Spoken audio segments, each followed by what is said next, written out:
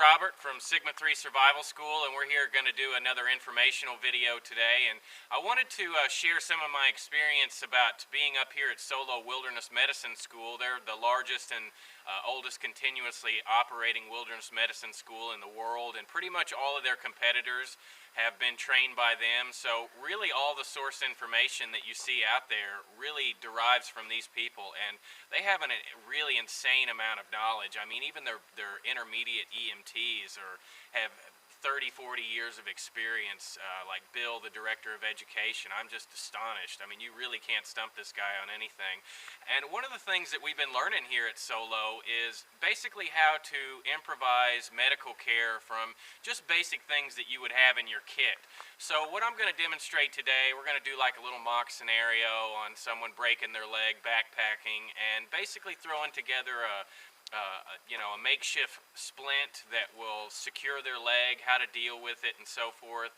And then we're going to have a follow-up video on basically how to exit that person out of the wilderness in case of a search and rescue mission. So hang tight. We're going to get this scenario on the road and show you exactly how to splint somebody up correctly. Alright, so this is John. We're doing a mock scenario. He fell down, slipped on the ice, and has broken his ankle right here. And we're going to do a full examination of his leg and then show you how to immobilize the leg just using stuff from inside what most people would normally carry in their backpack.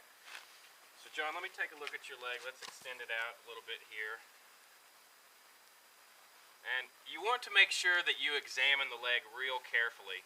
And I'm going to start up here. Do you have any pain in there? No? No. And you want to kind of massage. Anytime you're doing this, you want to make sure, when you're doing an assessment on a patient, it should almost be like a good massage. It shouldn't be a painful process to the person. And you want to work your way down the leg until you get to the spot. Does anything in here hurt? It's starting to hurt a little bit. Right in here? Right there, yeah. Okay, this is what we call, point pressure. And what happens when a break occurs, a lot of the times, especially at a fracture, you'll have a large amount of pain in one specific area. So the first thing I'm going to do is go ahead and remove his shoe, loosen it up, pull that off. You can go ahead and check his CSMs, his circulation, sensation and things like that, to make sure that he's got feeling in that toe and there's no major nerve damage for a bad break. So the first thing I'm going to do is start pulling out some of my gear. And most everybody will carry some type of foam pad, especially in a wintertime setting like we're in right now. And a thermarest works extremely well for this process. And environmental issues is always a major point that you have to take into consideration with somebody who's injured, especially if they're unconscious. Because if their leg gets cold, you always have issues with hypothermia, things like that. So I'm going to go ahead and get this set up and start working the splint in and getting my gear out, and we'll come back and I'll show you the next step in the process. Alright, so I've basically got his leg prepped for attaching the splint to it. Now there's a lot of different ways that you can secure the actual ankle. I actually have a SAM splint. I've got a fairly light little medical kit for doing assessments that's got cravats, bandages, and it's got a little SAM splint in here. But if you didn't have a SAM splint, you just substitute these things with sticks and paracord. But the one really key thing that you need to pay attention to is we always say that you want your splint to be ugly, fat, and fluffy. And whatever you're trying to splint, you want to make sure that the area that's broken is completely immobilized to where they can't move it, or if we were going down the trail and they were to get dumped off a litter or bump into a tree or something like that, that they wouldn't injure their already hurt arm or leg or whatever. So the one thing that I did was I took, I've got a large wool sweater that I carry in my kit with me. So after I got my thermarest pad under him, I took my wool sweater and encased it over. So especially in wintertime when it's colder like it is up here in New Hampshire, you want to make sure that that limb is kept warm and so that it circulates blood well. And you also want to be able to make sure that you have access to the toes so that you can check their circulation, whether they can feel and things like that.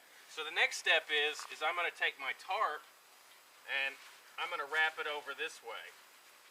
And this kind of creates a vapor barrier, you know, in case it does start raining or something like that. And it also helps to further immobilize the leg. And this acts as a vapor barrier. It's going to keep his foot a lot warmer.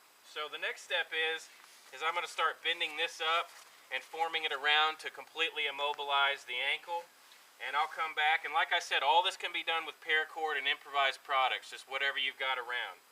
So the next step is to wrap this up and we'll come back.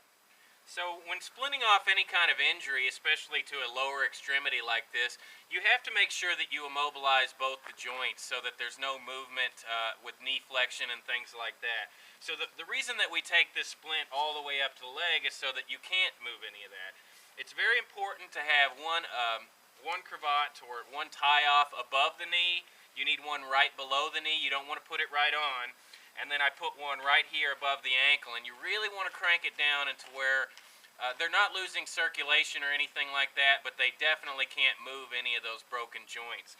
And if you've got something other than, let's say it's an angulated fracture or whatever, you're going to want to traction the bone before, let's say that this leg is broke and it's angled back. You want to try to put that into a position of its correct anatomical alignment. So you put traction on that by pulling it back into place and to where it pulls the bone and kind of physically stretches the muscles, and then it'll push back to where it's normally supposed to go.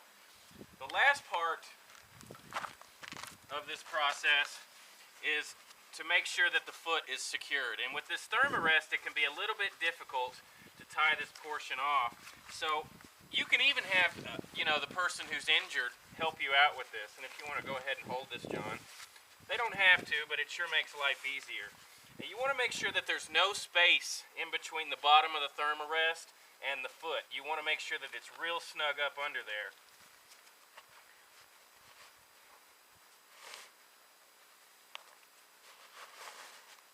These cravats come in extremely handy in your medical kit if you've never used one. They're basically just triangular bandages that are pretty long. We're going to do a arm splint video. And you always want to tie your knot off to the side so that it's not right over the wound or right over the skin. And typically you want to tie a square knot. Bow knots will work, and I'm tying this because it's easy to release since we're not going to be keeping this on for any length of time.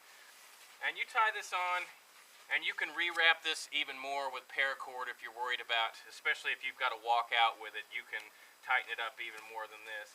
And this is going to be a really secure method in order to secure that joint and make sure that they're in a lot less pain so that you can get them out of the wilderness.